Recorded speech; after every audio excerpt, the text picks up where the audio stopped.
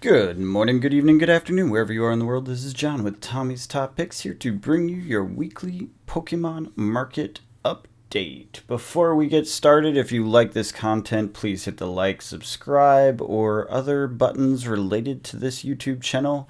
Share, in particular, helps, and you don't actually have to share the link. I think just clicking it does it. It's also the easiest one. I don't even think you need to register an account to do that one. So if you're one of the people out there who does not want to have a YouTube account, I think if you click the share button, that is still a viable thing because it produces a link for anyone, is my understanding. So, hey, if you can do that for us, that would be huge and helpful. And yeah, really appreciate it. This is still a test channel or test series, I suppose. We're not 100% sure if we're going to keep doing Pokemon, but we may. It looks like the data is pretty positive so far, but we'll give it another week or two, and then we'll make a call on that one, probably till the new year. But yeah, let me know if you're into it. If not, that's fine too, or let me know what I get wrong, because I'm sure there's things I get wrong. It happens sometimes with the pools from TCG Player and that sort of thing. So let's dive in. As always, this data is pulled the day before. This is actually in the evening before, so this is closer to the time you'll be listening to this than usual. Usually I record these earlier in the day, but I just didn't have time today. Hope you guys are having a good holiday week. It is coming up fast, so I know everyone's rushing around trying to get last things done. Work's kind of weird, crazy, busy, empty, whatever, all those things. So that has been what's going on for me. So let's jump in. All right, Astral Radiance, not much to report, but Battle Styles dropped 10.3% to 84.90. We've seen this price before. This is basically the bottom that we've observed several times. It just keeps doing this dip. This does tend to hold for very short periods of time, like 1 week only. So if you're looking for Battle Styles, this may be your discount purchase opportunity. Not financial advice, and honestly, Battle Styles is probably the weakest product in the series. So, take it with a giant grain of salt. Chilling Rain down, probably the second least liked, I suppose. That's my understanding. I don't know if that's 100% supported by fact, but that's my understanding. Chilling Rain is also one that's not really liked.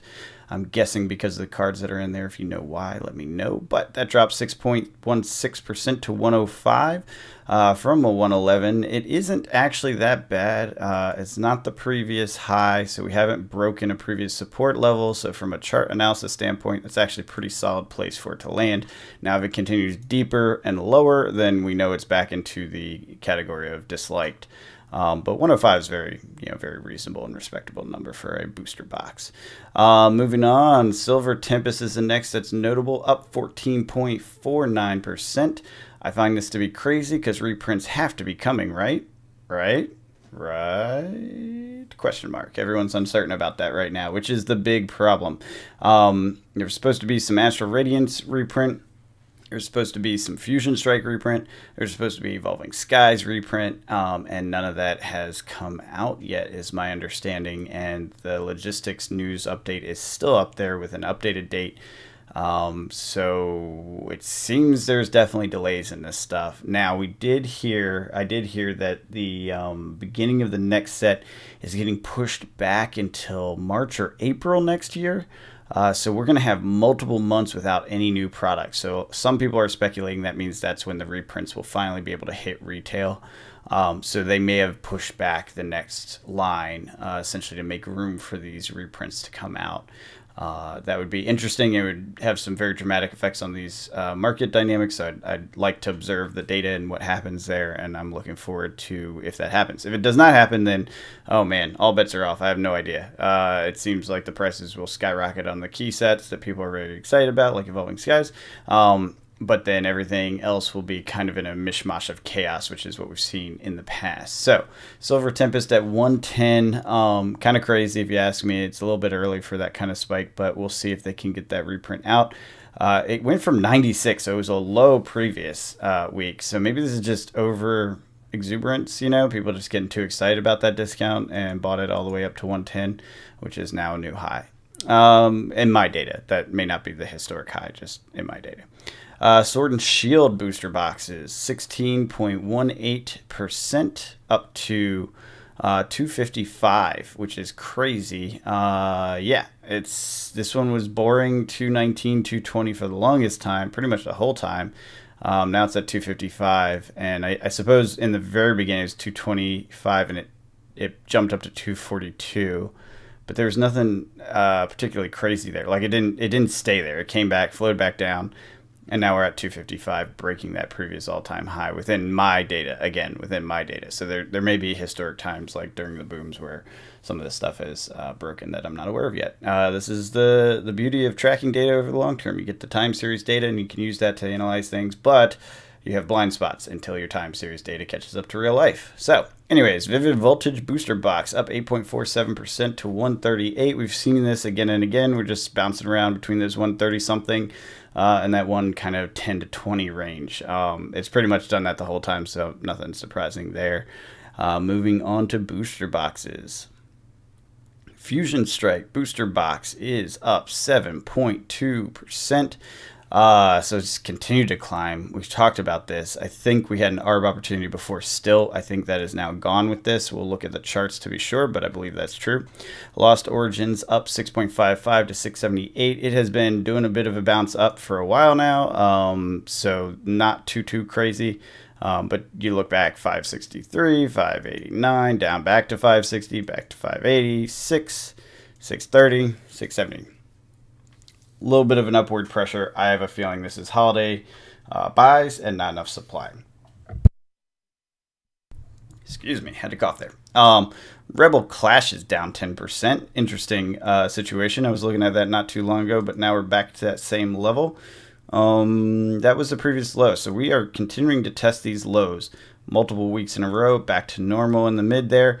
Let's see where it goes, but we may be seeing a bit of a capitulation on this particular product. My understanding is it's not the most popular, so that could be part of it. Silver Tempest up 5.47% to 625. We are looking at a new high within my data, again, my data, which actually I think covers most of the Silver Tempest period. Could be wrong. Did I don't remember when that released. Let me know in the comments if I got that right. I think I have most of Silver Tempest. I may have missed a week or two of it, but I could be wrong. Let me know. Yeah, let me know in the comments. But anyways, point being that this is the highest it's been. Again, latest product. You have kids, you have friends, you have whatever, and you're out there buying booster boxes for holiday gifts.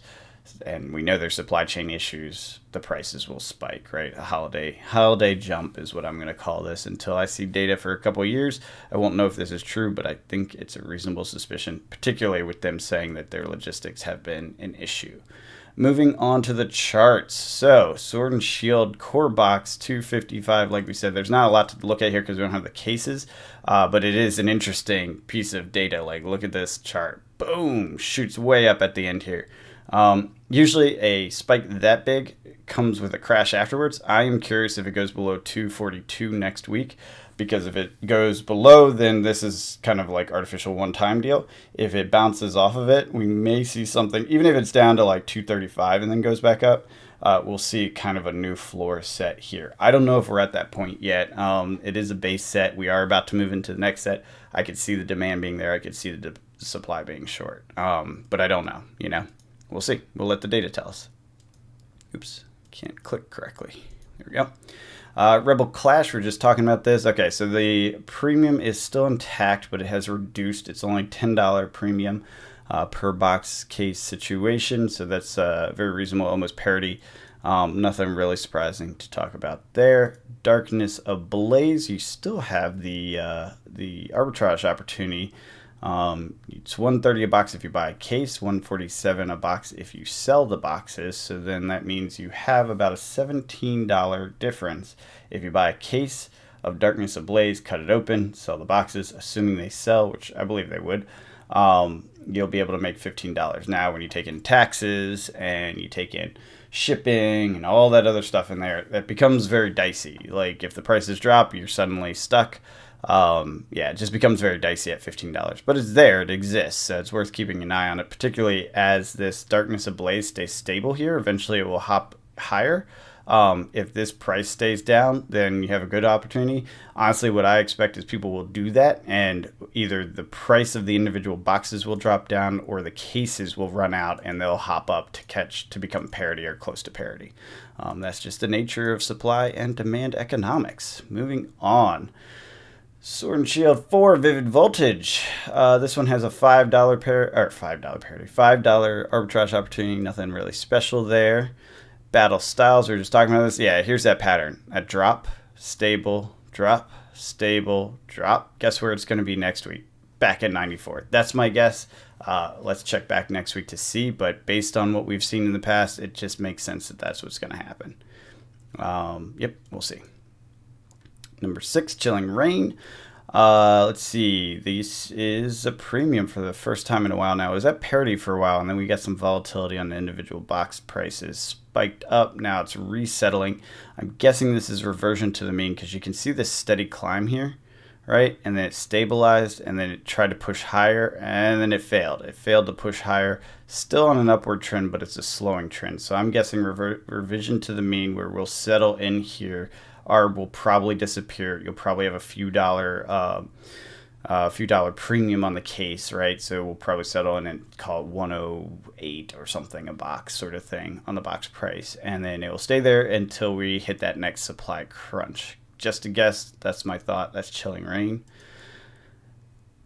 Evolving Skies, always fun. All right, so we're back at a premium of 274 versus 270 a box. Nothing really special there.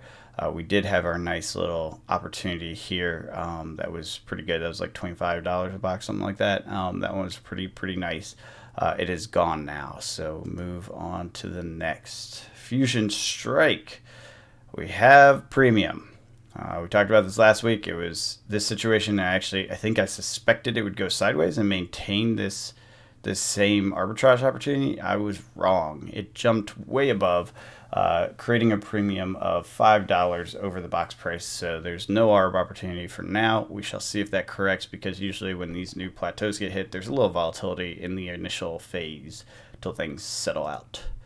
Brilliant Stars. That is a premium of 186 versus 172, so quite a bit there. Not much you can do with that. I guess this one's just very popular. Do you know why? Let me know in the comments. Brilliant Stars. Why are people so into the cases? The cases are holding a premium. Most of these later ones do not have such a big premium. Sword and Shield. Oh, sorry, Sword and Shield. Duh. That's the whole set. Good job. Astral Radiance. So this one has the ARB opportunity, but it is only $6. Not worth talking about. Not worth worrying about. That is a recent set and doesn't feel uncommon. Seeing the same thing on Lost Origins.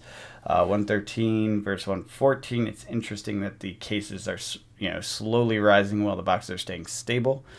Means there's plenty of supply on the market, but maybe the cases are having trouble getting through distribution. We've talked about that, and I think it is showing in the data here. Silver Tempest, new set, can't judge anything. Everything's crazy until it settles out, because it's just too new. People are still buying, still getting their product, blah, blah, blah, blah, blah. So it's an interesting drop we had temporary down to $96 a box. Now it's back up to 110, which I think is an overshot, but not by a lot. If you look at this channel here, it's a tightening band. So you have 102, 107, 103, 107, 106. You would think 107, right? Because that's been kind of the ceiling. Instead, it drops like a rock down to 96. Prices aren't holding. Oh, wait. Yes, they are. They're way above it. So I'm guessing we land back in that 107 to 103 range as time goes on. Now, the one caveat to that is that the case price per box, box price per case, I said that correct or backwards, is also climbing. Therefore, it forces some upward pressure on these individual boxes. Again, supply chain issues will cause these sorts of things, and then high demand around the holiday seasons. So that is it for your Pokemon market update. If you like this content, like I said, hit the like button, hit the share button. I appreciate it. Leave a comment below. Let me know what I got wrong, what I got right, what was a foolish TCG player silly thing. Unfortunately, it's not the best data source, but we do what we can with what we got. And I hope you guys are out there cracking packs, enjoying games, collecting the things you love, that you find beautiful, that you want to hold on to, and just, enjoying this hobby of ours. And until next time, have a good one.